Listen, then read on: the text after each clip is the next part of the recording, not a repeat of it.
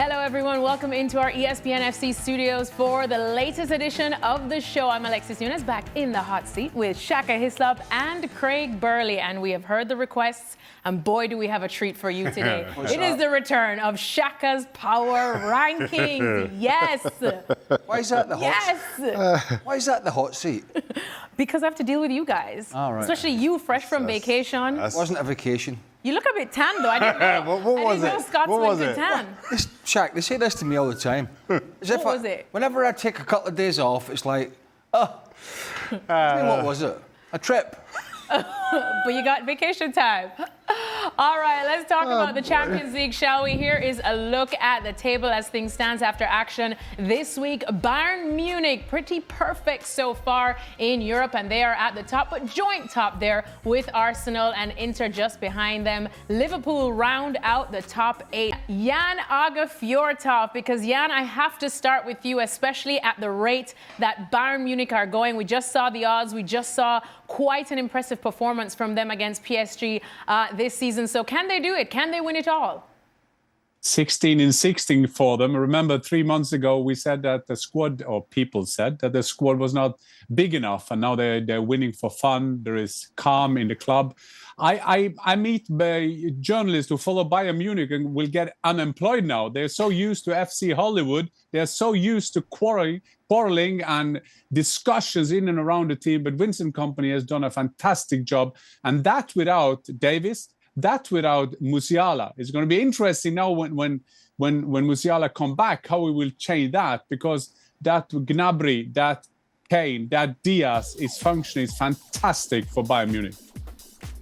What's been the reaction in Germany? Oh, they've hated it.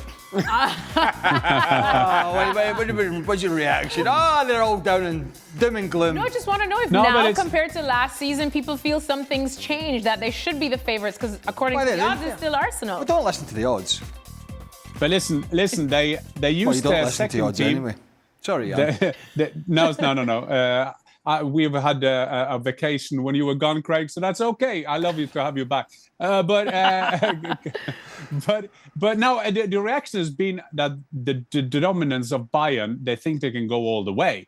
Of course they do. They play with the second team and they beat Bayer Leverkusen the other night. And then they went into this game against PSG. Of course, after Diaz sending off, there was a tough job defense. But it has to also be said that they were a bit afraid of that back with Upamecano and Tah. Upamecano always there for a mistake. Tah, could he be too slow in some situations, but to be fair to them, they've done brilliantly. And when you have Manuel Neuer, who is now the same age as Shaka Hislop, but still a bit better goalkeeper than him, he's doing fantastic for them. So they look very, very, very good, Bayern, at the moment. So when you look at odds, odds change. Of course odds change, but who cares about odds? It's recency bias, isn't it? Liverpool are up there at 71, I believe. They couldn't win a game for toffee up until, a few days ago. Couple of days. What day is it? Thursday? I've lost track of time. I must have had a vacation. Bayern are looking impressive, aren't they? To go to the defending champions and win so dominantly. And PSG grew into the season, if you remember, last year, and then they came like an absolute steamroller of a train. And were the best team by far. And until somebody knocks them off that perch, I think they probably are still the favourites for me. Because they showed last year that they were able to do it when it matters. And when it matters is when this huge big table is sort of done and dusted and it gets to the nitty-gritty, that is when, and PSG proved it when it matters last year. However, this is a statement for a team that people say, well, the Bundesliga is too easy for them this year, they're going to win it again. We'll see if that's the case or not. To do this in this manner so early is nothing but a shot in the arm of confidence. From Vincent Kompany's perspective, it's another feather in his cap in the meantime. But, come March or April next year, when it's a knockout and you really need to be in a good position as PSG were last year, then we don't know. We don't know what state Bayern will be in by that time. We don't know about PSG, but I think we know. We got a good view of that last year, what they were like. Of course, no two seasons are the same. And then Liverpool, Liverpool, what are they going to be like? Are Arsenal still going to be firing? Are Real Madrid sorted themselves out? There's so many tangibles to the story. Barcelona, who the hell knows? I mean, I saw you guys talking about it yesterday. I mean, it's just a shambles at the back. So is that going to sort itself out between now and you know, in May and the business end of the season? We just don't know. It was a great week for Bayern Munich. It was a great week for Liverpool, bearing in mind Hislop was under a bit of pressure to get results. And Arsenal just keep steamrolling on. But, you know, from Bayern's perspective, I suppose they are going to be the favourites with the bookies. They are going to be one of the favourites. The big question will be, you know, what state are they going to be in come February, March and April next year? That's going to be the telling story. And Shaka, the word that Jan used was balance. And that's, I think, what we're seeing with Bayern now. We knew that they were good going forward, but now they seem to have found that balance at the back. So with the Bayern that we're seeing now, do they look like the favourites to win it for you? Right now, keep in mind, we're still early November. We're, 15, 16 games into the season. I don't think there's anybody playing better or more convincing football than Bayern Munich, and Arsenal a very close second. After that, everybody else is a distant third, whoever you decide is third. And to that point, and I think Jan touched on it, Upamecano for years, you've known that he's good for a mistake. Can you take advantage of that? Jonathan Tah's come in and uncertain pre-season, but has just settled down in this Bayern team. And now they are looking as good, as comfortable as anybody. Still, the best defensive team in Europe for me is Arsenal. But again, Bayern a close second. Everybody else way down in the back in third somewhere. But Bayern's biggest threat is that front four. Yeah. Front four that, as Jan pointed out, is missing Musiala. But when you look at how the two wide men in Diaz and Olise operated, when you look at how Kane is able to drop into midfield and become a playmaker, and the runs of Gnabry on, this really is a fearsome Bayern side. And now, to Craig's point about PSG, and PSG were not at all good in the first half of last season, but nobody could deny that they were worthy winners given what we saw in the second half of the season, and in particular in that final against Inter Milan. Now, the thing that both Bayern and PSG maybe have in their advantage is you could make the argument that the league will be over in March, probably even sooner if Bayern continue in the way that they are.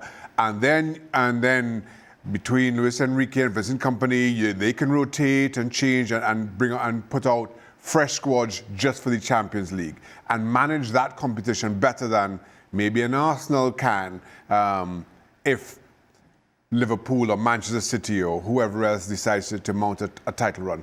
That may be all that separates the winner of the Champions League from the old Sarans, those teams that are looking good right now. And that factor is playing firmly into PSG's. Is that an advantage or a disadvantage, a team winning the league early? Because we've had this discussion over many years. When PSG were failing to win the Champions League, some would say, rightly or wrongly, that the French league was too easy for them at the time. They were winning it at a canter, 15 points, and were taking the foot off the gas and lost a bit of sharpness.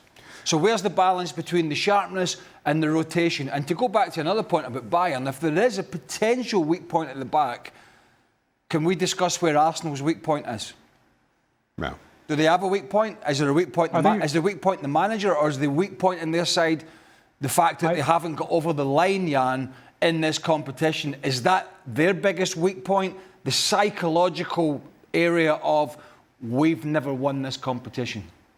I think you're 100% right. I even think that is the problem for them in the Premier League. The biggest opposition for them is Arsenal. Because Arsenal got to win over that. Arteta got to win over that being a pupil of Pep Guardiola. He has to win over that. And it's the same in the Champions League. You know, PSG managed to win it last season. Well, okay, we've done it. That was the big goal from the investors, from Qataris, and all that kind of thing. Bayern Munich, they know it. When you play for Bayern Munich, you are expected to come far in the Champions League.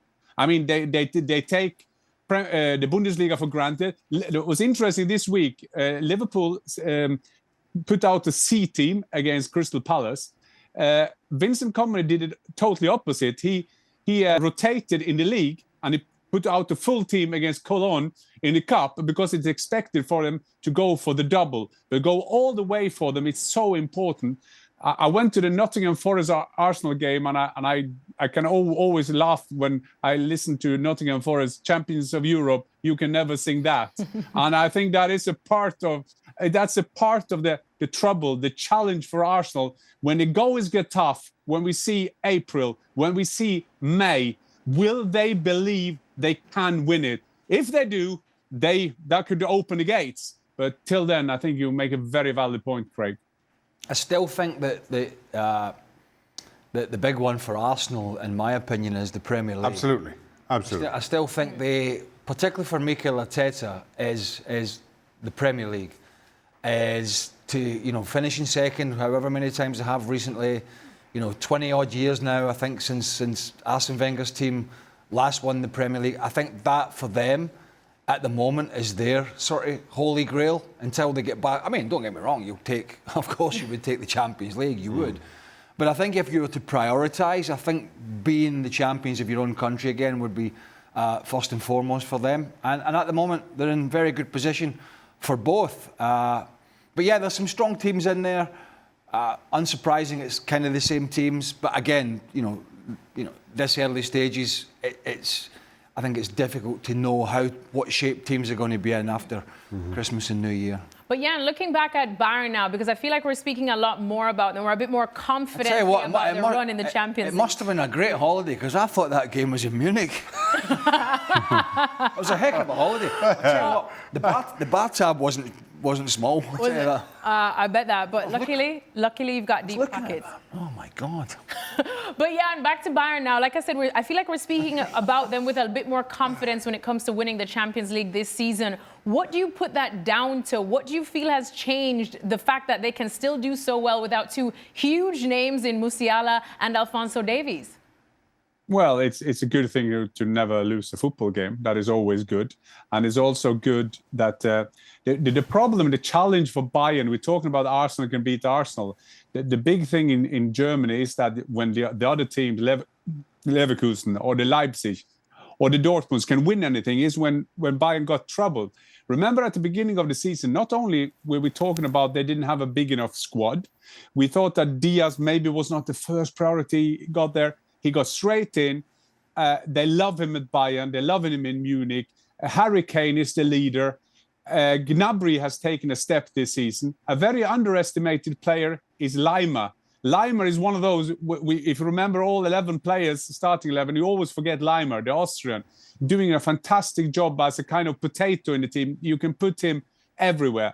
So now there is another discussion going on now because they have nothing to discuss now. So now I saw Philipp Lahm, the legendary world champion of Germany. He had his column and he was talking about it's going to be trouble when Musiala coming back.